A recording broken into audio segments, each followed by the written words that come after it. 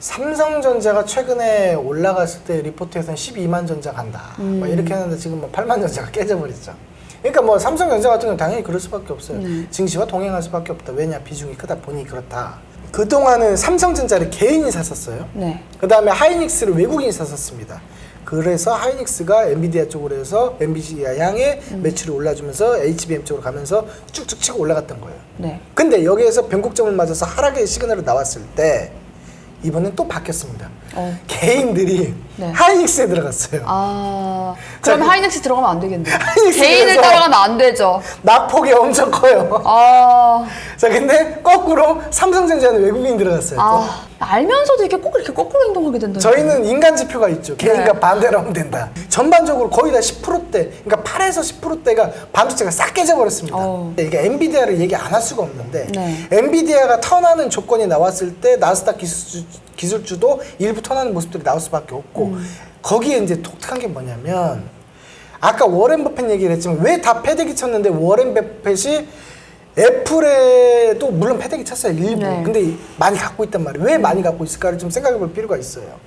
자, 미국에서도 세금 때문에 일부 비중을 축소하는 부분들이 있었기 때문에 이런 현상들이 벌어진 거고, 어쨌든 애플은 굳건하게 지금 현재 주가를 지키고 있습니다. 네. 그러니까 이런 부분들을 여러 가지 종합해 봤을 때 충분히 반도체 같은 경우도 바닥에서 턴하는, 단기 바닥에서 한번 돌려내는 흐름들이 만들어질 수 있겠다.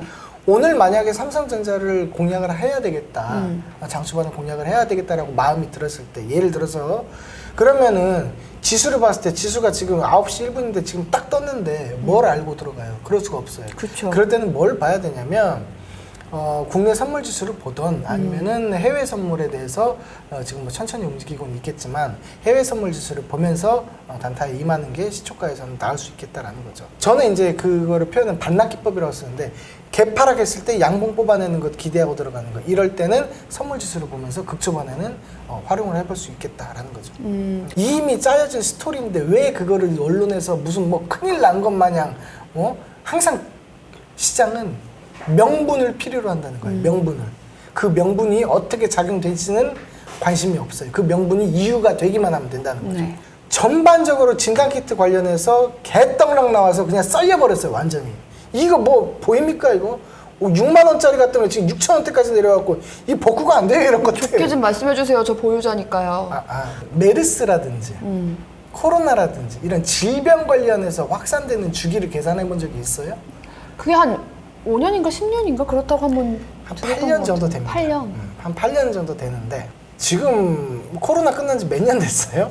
한 3년 됐죠? 그쵸. 네, 3년 됐는데 뭐 그게 전부에 대한 얘기는 아니지만 옛날처럼 뭐 그렇게 될까요? 저는 그건 아니라고 봐요. 보면은 그냥 깔짝깔짝 움직이는 거예요. 그냥 일반적인 흐름하고 똑같아요. 거래량 보더라도 과하게 이때처럼 빵 뚫고 올라간 것도 없어요. 그러면 지금 자리가 단기적으로 바닥에 대한 부분이 나올 수밖에 없는 자리예요. 그게 2,500, 2,550짜리란 말이에요. 그래서 제가 이렇게 그어놨다라는 겁니다. 요렇게 될 수는 있지. 살짝살짝. 우리가 휩속 뭐 이런 거 많이 얘기했잖아요. 네. 이런 식으로 될 수는 있겠지. 이번 주에 단기적으로 한번 턴하는 모습들이 나올 수 있다. 어차피 버스는 지나갔어요. 근데 그 버스 지나갔는데 왜 자꾸 뒤에 따라 들어오면서 손 흔드냐 이거지. 이미 늦었다는 거예요. 근데 아이러니하게도 어떤 현상들이 벌어지냐면, 네. 저는 최근에 조선 기자재 쪽으로 굉장히 좋게 보고 있어요. 물론 대왕고래에 대해서 프로젝트가 지금 8월 말, 이번 달 말이에요. 이번 달 말에 지금 뉴스 언론 보도 나온 게 뭐냐면 부산항 쪽에서 약 한 150개의 국가가 지질학자가 참가를 합니다. 그리고 네. 투자 유치에 대해서 논의를 하게 되는 게 이번 달 말에 일정이 잡혀 있단 말이에요. 그러면 그 일정을 앞두고 이미 거기서 움직임들이 나올 거란 말이죠. 그럼 대표적인 예로 한번 들어볼게요. 한선 엔지니어링이라든지 뭐 이거 하나만 볼게요. 지금 뭐 딴 거 다 보기에 그렇습니다. 사람들이 이런 생각합니다. 아까 뭔 얘기했어요? 잘라내려면 빨리 잘라냈어야 하고 빨리 잘라냈어야 하는데 대부분 네. 그러지 못했단 말이에요. 그쵸. 그러면은 바닥에 내가 이미 알려줬잖아. 네. 알려줬으면 여기까지 기다렸다가 2700선 올라왔을 때 결정하면 된다고 그랬잖아요. 네. 근데 이렇게 디데이가 정해져 있는 대왕고래라든지 그런 게 모멘텀이 명확한? 살아있는 네. 잘랐다가 다시 탈 타이밍이 언제 오냐면은 얘는 어떻게 되냐면 딱 잘랐는데 다시 들어가야겠다 했는데 증시가 돌았으니까 2700 넘어가고 하니까 추세 다시 올라가네? 그때 돼야 사람들이 인지를 해요. 아, 하락이 멈췄구나. 이제 간다. 이거를 그때 안단 말이야. 저도 그래요. 네. 사람들 대부분 그럴 거예요. 그때 되면은 주가가 이미 여기 올라와 있어요. 이미. 자, 그러면 여기서 자른 사람이 잘못한 걸까요? 여기서 다시 사는 사람이 잘한 걸까요? 이게 중요한 게 아니라고. 그러니까 내 말은 뭐냐면 버텨야 된다.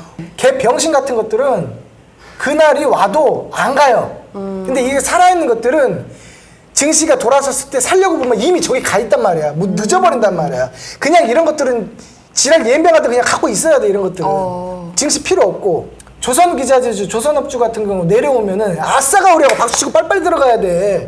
가만히 내려오니까 이것이 올라오면 매도 쳐야지. 이게 아니고 그냥 갖고 버티든 내려오면 더 사든 둘 중에 하나라니까. 그 재료가 살아있는 종목 같은 경우에는 하락이 멈췄구나 하고 대응하려고 하면 이미 너무 모든 것들이 다 그 반영이 되어 있어서 따라가기가 좀 쉽지 않은데. 그렇죠. 차라리 좀 중장기적으로 추세가 무조건 좋은 것들은 하락이 멈추고 반등할 때 조금 천천히 슬슬 움직이니까 그때 들어가고, 또 하락이 나오더라도 얘네는 장기적으로 보면은 뭐 괜찮을 수 있는 종목이니 그때 매수를 조금씩 해보시는 것도 괜찮은 방법이지 않을까. 그렇죠. 그 얘기죠. 네. 그러니까 지금 현대중공업 차트인데요.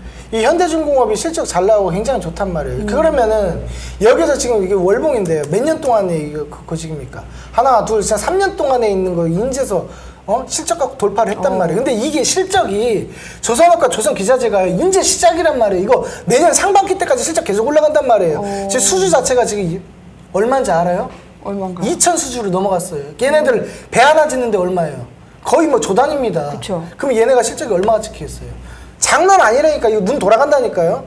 그러면 이런 것들 내려왔을 때 감사합니다 해야 돼. 자, 이렇게 전문가님이 목을 놓아 부르짖는 조선해양 우리 종목들 좀 다들 집중해서 쳐다볼 필요가 있지 않을까라는 생각이 듭니다.